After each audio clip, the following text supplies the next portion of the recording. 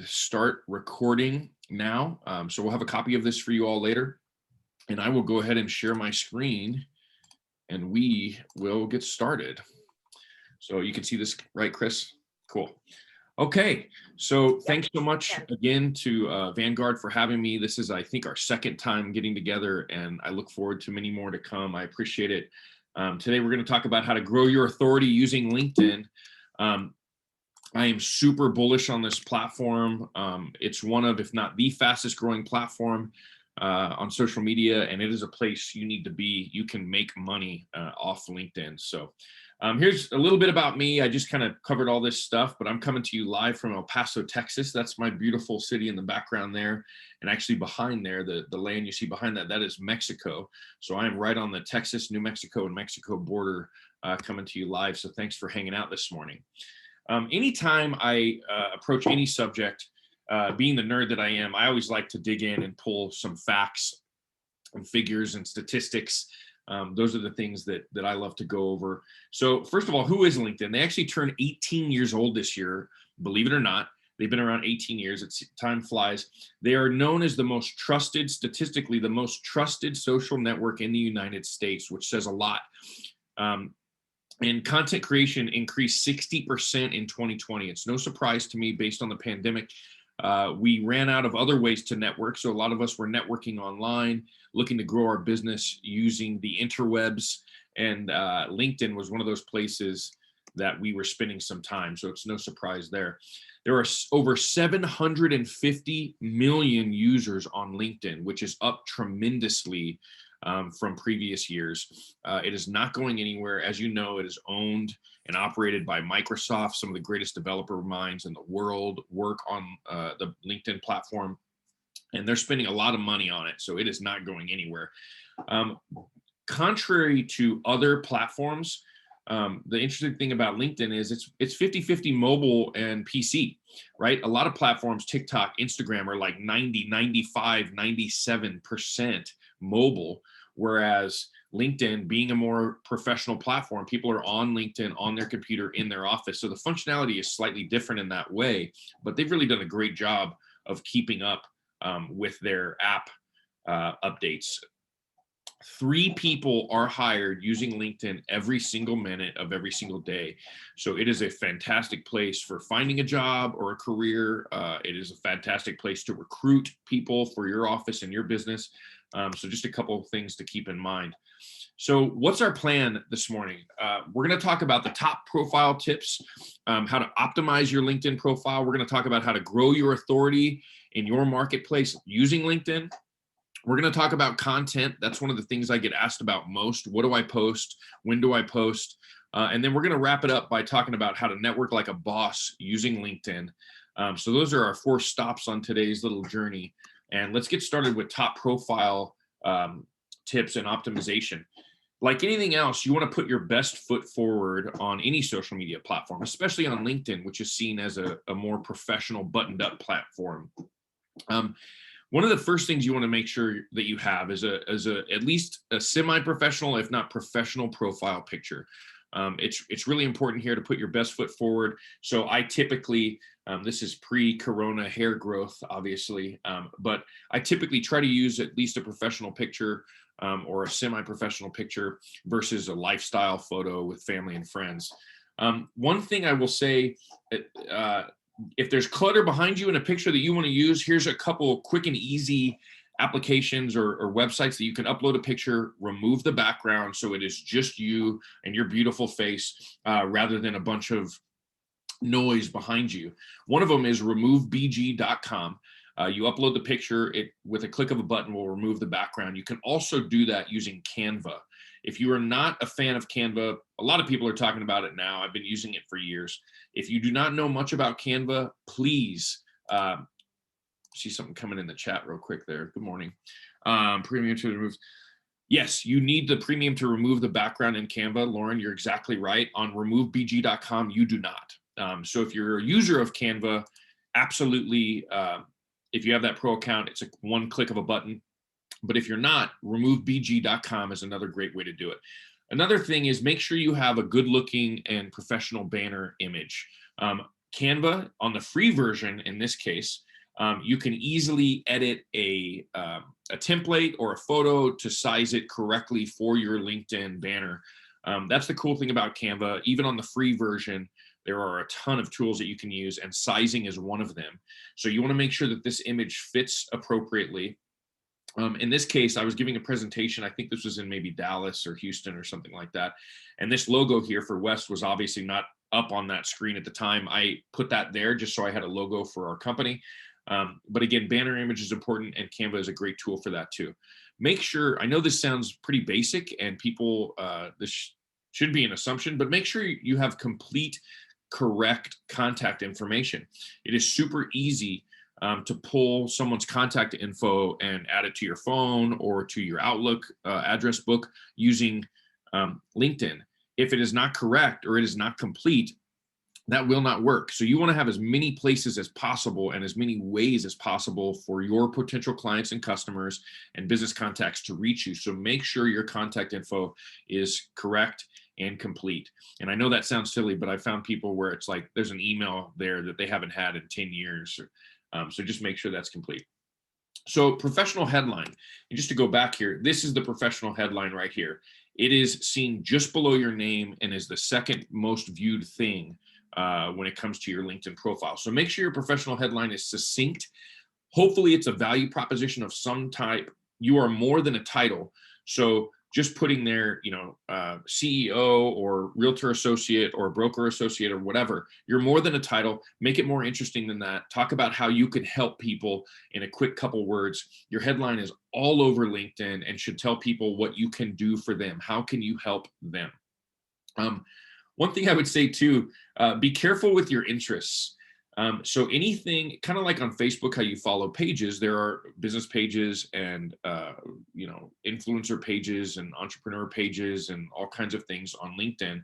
Those things are often displayed right at the bottom of your profile. The reason I say be careful with them is I remember one time I was doing a LinkedIn class probably about a year ago with a group of real estate agents in maybe Virginia or something.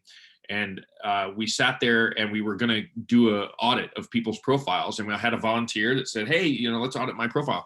And we were auditing her profile and going through and giving tips and tricks and seeing what she did right and seeing where there was room for improvement. And we got down to the interest section on her profile. And there were some very strange kind of things that I guess at one point she had followed. And they showed up on her profile and it was kind of awkward. We got through it together, but it was kind of awkward. So again, anything that you follow on LinkedIn typically will display on your profile towards the bottom. So be careful the things that you're following. Another thing that I kind of like, and I actually just posted a video about this just last week, was this pronunciation trick. So if you go to the area where you can edit your name on LinkedIn, you are able to record an audio clip so that people can correctly pronounce your name. So one thing that you could do, obviously, if you have a name that's difficult to pronounce, is you could pronounce your name correctly so that people know how to do it. Another thing that you could do is what I've done. And what I did is I gave my little 10-second elevator speech. I think it says something along the lines of, my name is Sam Trimble. So I did cover the pronunciation, even though my name's pretty simple. But my name is Sam Trimble and my business is helping you grow yours.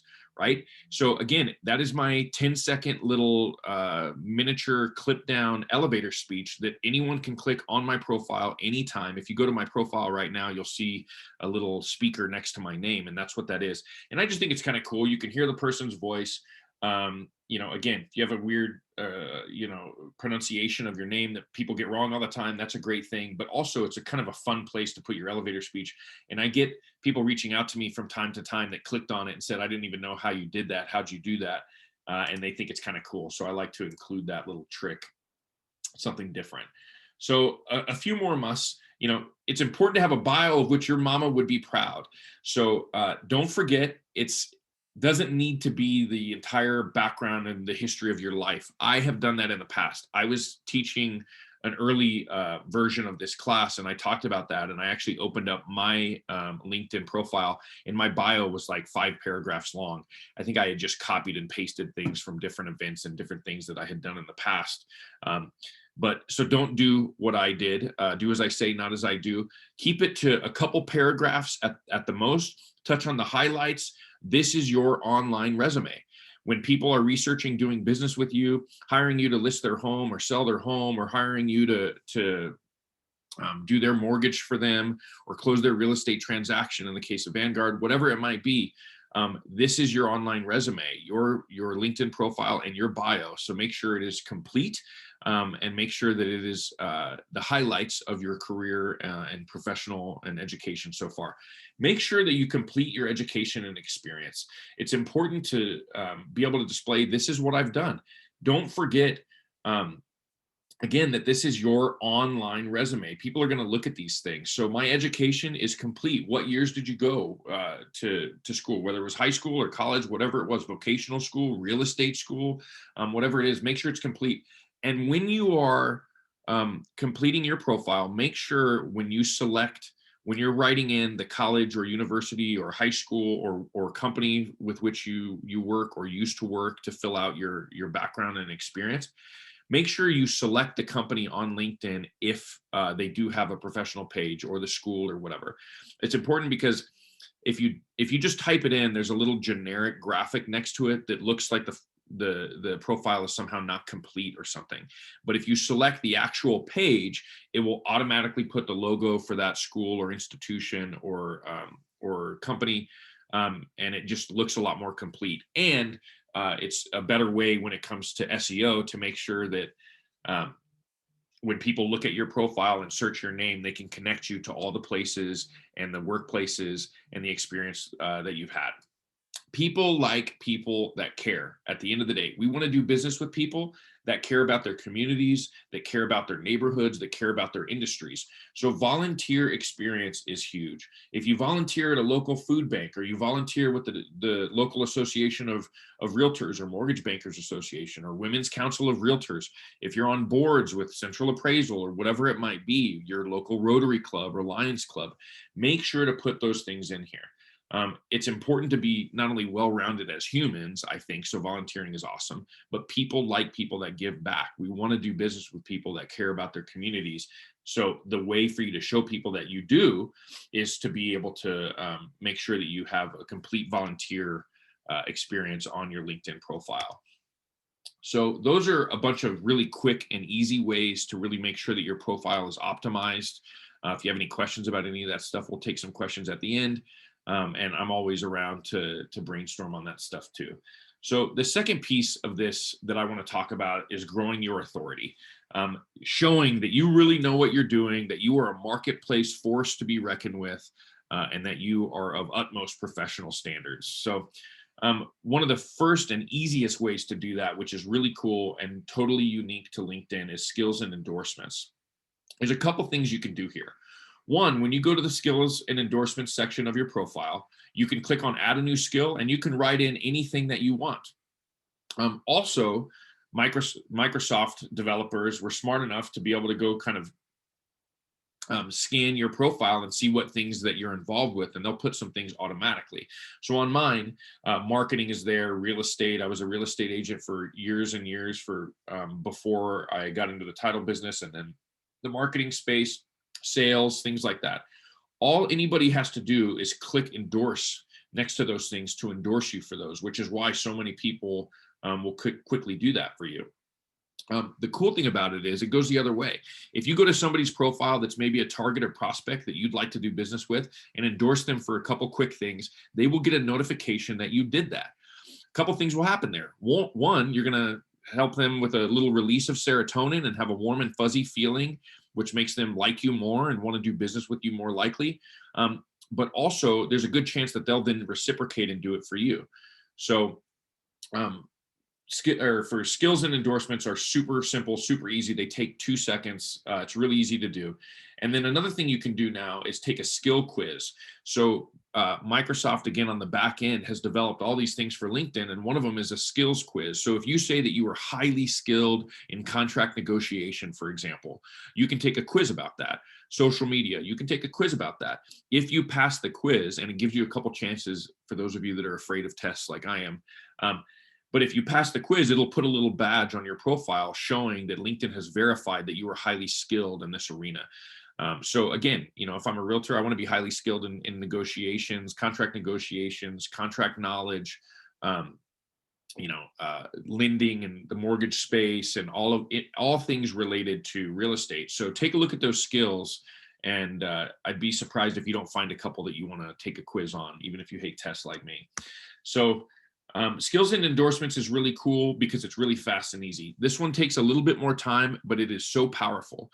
I don't know the background or the age range of everybody on the call, but for me, when I went to college, letters of recommendation were still a really big deal. And then when I graduated and became a realtor, I had people write letters of recommendation for my future clients to be able to see too, to help me win listings and earn the right to work with buyers. In today's world, a letter of recommendation is this. It is your recommendations given by other people on LinkedIn. There's a couple things to think about here. One, you can easily ask for recommendations. So if you're connected with people with whom you have a professional relationship, they know how you do business, they know how high your skill set is and your qualifications, you can simply click ask for a recommendation, type in their name, they'll come up, you select how your working relationship was with them, you reported to them, they reported to you, you worked together in different companies, they were a client or a customer, whatever it might be, and you send the invitation and it will show up in their inbox saying, hey, Sam has asked for a letter of recommendation, would you like to do this? Make sure you customize that note. The cool thing about LinkedIn and the downfall of LinkedIn, I think it's the same thing in some ways, is that they auto-populate all kinds of things. If you're on LinkedIn often, you'll see that someone starts a new job and it says, would you like to congratulate them? And when you click congratulate, it opens up a message and has already written the message for you. Add to that, make it more personal. We're used to getting those generic, 5 to 7 word messages now. So add your own verbiage to it. So oftentimes I'll say, I'm really working towards growing my business and gaining more clients and customers. It would mean a lot to me as a former client if you wouldn't mind writing me a quick letter of or a quick recommendation. I'd really, really appreciate it. Typically speaking, people will do that. So I've received 15, and it is awesome to see people that take the time to do it. And then I try to go back and do it myself. At this point, when I took this screen grab, I'd only given 2. I have got to work on that. Every time I see that, I feel like I'm not doing what I say, but it's important to give them in return. But those letters of recommendation of bygone days are now recommendations on LinkedIn. I love them and people read them. So it's important to have a few of those on your page. So content is absolutely king. That is the number one question probably that I get asked about all social media platforms. What do I post? When do I post? What things are pertinent? I feel like all I do is share links to articles and I don't get any engagement. So I wanted to talk a little bit about content for LinkedIn specifically this morning. So as you can see here, black words on a white screen is not the most engaging thing in the world. So just typing out a bunch of verbiage is probably not the best thing, but it's good that you're active and that you're engaging. Including a photo statistically is much better than just copy. And the best thing statistically, according to LinkedIn's data and algorithms, is video. LinkedIn, just like every other social media platform, wants to keep people on their site. How do they do that? They keep people engaged and on the site for longer periods of time by creating engaging content. The more engaging the content, the more often LinkedIn is going to be to serve that content up to its users. So LinkedIn knows video is the most popular content on social media platforms and frankly online, if you look at YouTube statistics. So if you're posting or including a video in your post, more people are going to see it than anything else, bar none, hands down, there's no question. So posts with images receive 98% more engagement than a post without an image. Video, on the other hand, receives 5 times more engagement even than that. So the proof is in the pudding when it comes to the statistics, and users are 20 times more likely to share video, which at the end of the day, on any social media platform, for the most part, you want people to be sharing your content, your posts, and the things that you curate to be able to grow your network. So I want to talk a little bit about native content versus shared content. So basically, native content means things that you posted directly to that post, right? Whether you uploaded a picture, a graphic, a video, things that you created and posted yourself. Shared is just what it sounds like, shared. So I see something that I like that a local television station or a trade group posted, and I just click the share button. Maybe I write a little something, maybe I don't. It's the fastest and easiest way to post things, but LinkedIn sees that as this is not new and unique content, so less people are going to see it. And the proof, again, is in the pudding. If you were to post a photo with a little bit of copy, see how many people interact with it. There's a cool little thing right there on the post on your own profile where you can see the amount of impressions. Then, if you were to post something that was shared, if you were to just share some photo or something like that, you would see a major difference between something that's native and something that's shared. You will get far more interaction, far more engagement on native content because LinkedIn is going to share that with more and more people. LinkedIn native video is a great opportunity. There's a lot of reasons why, and here's a couple. So as you're scrolling LinkedIn, you'll notice that videos begin to play automatically as you scroll by them. So if I'm posting a video, I'm still a fan, and I have it around here somewhere, but I'm still a fan of like a whiteboard that says something because it catches people's attention. I still have my real estate license, so I guess I'm on like every real estate marketing list in the world, like many of you probably are. So when I'm scrolling Instagram or LinkedIn or Facebook, oftentimes I'll see someone holding up a whiteboard that says like, hey, realtor, stop. And the autoplay feature is only available on native. If you are to share a video, it does not autoplay when people scroll by, so it's not nearly as eye-catching or engaging. Videos hosted on the LinkedIn platform are prioritized by LinkedIn.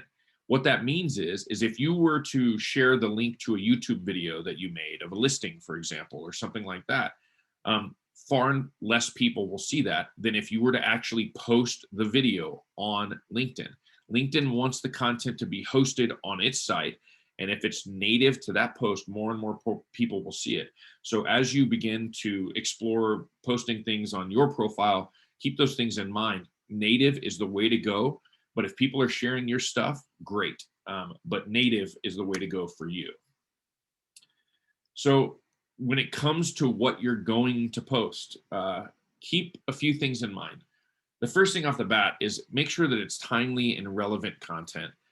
If there's a massive winter storm going on there and you're posting about something that is completely unrelated to that, or a photo that makes it look like it's summertime or something, that is not relevant in that time. That is not timely. The best example of this ever was during the initial lockdown for COVID, right? The whole country's on pause. We did a Zach Morris timeout. We're all just kind of at home doing our thing. And I'd get ads served up to me all the time about like coming concerts and events and all this stuff. Like no one stopped running the ads. No one stopped posting the things for these businesses. And it was totally unrelatable. And in that case, it was almost annoying because here we are stuck at home and you're teasing me with movies that are coming out soon and concerts coming to my area and things like that. So timely and relevant is very important. Make sure that it's something that grabs attention. There's a lot of ways to do that. I like polls. I like stats and quotes. People always engage with stats and quotes. And lucky for us, we're in the real estate business. So whether or not you get them from your local association of realtors, from your friends at Vanguard, from the National Association of Realtors, from the mortgage bankers, there are a million statistics that are in today's market, especially interesting to people. So stats and quotes are always a good thing. If you're going to create your own content and you really want to make your own post, it's really easy, again, to go to a place like Canva. There's another one I use called Spark Post. It's an Adobe product, but there's a free version. And you can easily search, quote flyer. And a flyer will come up that you could throw your logo on and just plug a quote in and use as a social post. When you are posting a graphic or a photo or a video that you've created, limit the text within that. Keep the text to the copy, the writing above the picture. Facebook, Instagram, LinkedIn, basically everybody serves up content imagery that is just imagery far more often than content that is a bunch of words on a picture. And you'll notice that if you try to run an ad on LinkedIn or Facebook or Instagram, if you have over 25% text in that photo, it'll kick it back because it's already saying like, we don't want something that's not engaging. This is not going to be engaging. So limit the text in your photos or in your graphics, unless it's something like an infographic or something like that, but keep it short and sweet. And one thing that's really important that not enough people do, when you are posting something, tag the place that you're talking about, tag the people or the company that you're talking about. That is how you, for free, go viral. Virality is all about tagging other people so that their networks now see it, and that's how it starts to expand. So if there is some reason, if you just had a closing with a client or a customer, tag the person that you closed. If you tag the title company where you closed, tag the lender that closed that deal with you. Be sure to include all those people. And this goes for any outlet, any social media outlet, but that is the way that more and more people will see the content that you're producing without having to pay for them to see it. So a couple things that seem to work very well, especially in today's world where we're all kind of striving for interaction. Everything's beginning to open up again, and it seems like life will hopefully get back to normal. But leading with questions in a content or for content on social is always fruitful. Unless it's just the same question that everyone's been asking over and over and over again. But in the real estate space, people are passionate about things like kitchens and bathrooms and landscaping. So if you have two examples of a kitchen and you ask, are you more of a dark and rich person or a light and airy person? People will comment on that. Oh, I can't stand dark and rich. I love light and airy or whatever. I do stuff like that relatively regularly, and it's amazing how engaged people get. They are passionate about those things. Create polls. LinkedIn has a super simple and easy way to do that on a post. You can put up to 10 answers, I think, which you don't want to have that many, but like you can put several predetermined answers on your poll. And it's a great way to do a little bit of market research too. Most important thing about any type of content is, as you start to find that honey hole of what people are engaging with and what people are interacting with, respond. It's called social media for a reason. It is meant to be social. When someone comments on your post, like it and comment back to them. When someone likes your post, there's a gentleman in New York City that I work with, and he has a huge following on LinkedIn, and it all came from, he goes as far as when someone likes a post, he'll send, if he doesn't really know who they are or if they're a new connection, he'll send a message saying, oh, thanks for interacting with my post. I hope you're well. It's amazing. So that's a whole nother level, but for sure, if somebody comments on anything, make sure to comment back to them and go engage with other people's content as well. Timing is everything. I am less of a firm believer in this than some other people, but LinkedIn research finds the best times to post are slightly before work, around 7:45, mid-morning when we're kind of starting to lose our attention span for a minute and getting excited about lunch, around 10:45, towards the tail end or right after lunch around 12:45, and then right after work at a time we've probably gotten home and we're starting to settle in. Those are the times that most people are on. But I am beginning to believe that the algorithms that every social media platform, including LinkedIn, use outweigh these times. So to me, I'm not as worried about when I'm posting versus what I'm posting and that I am posting in general. But those are the times that are pretty popular according to LinkedIn. So the last piece of this is, how do you network using LinkedIn? So there's a few things to keep in mind here. Invite people to connect. No one cares on LinkedIn how many connections you have. It's not like Instagram where it's like, oh, I'm so excited, I have 10,000 followers or whatever. No one cares how many connections you have. So it's not about quantity, it's about quality. Accept invitations, but do it with caution. Many times, if it's somebody from outside the country that's trying to sell something or whatever, or you have no clue who this person is from the other side of the country, you have no mutual connections, you don't know them from your past, I leave a lot of connections kind of hanging out there because I have no need to connect with them. What do? They end up spamming me with a message instantly trying to sell me something. So accept invites and friend connections or professional connections with caution.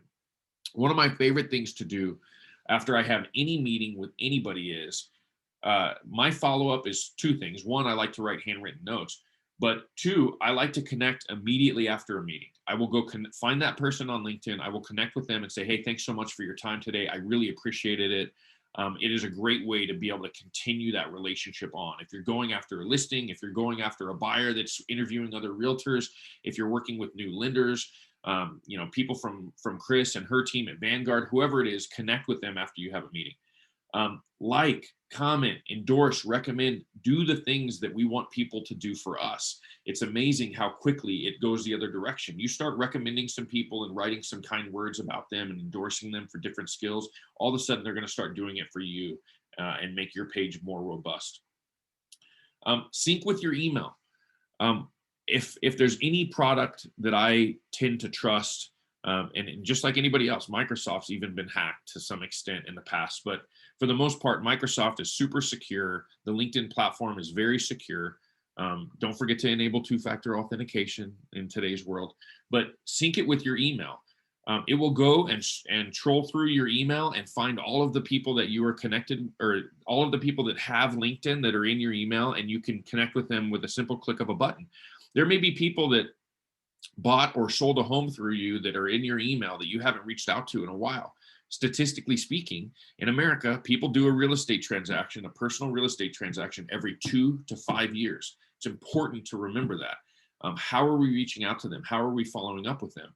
A simple, easy way to do that is make sure you sync your email.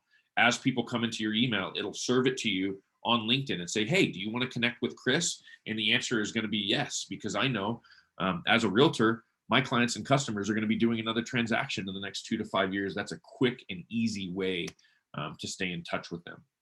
A couple more quick things.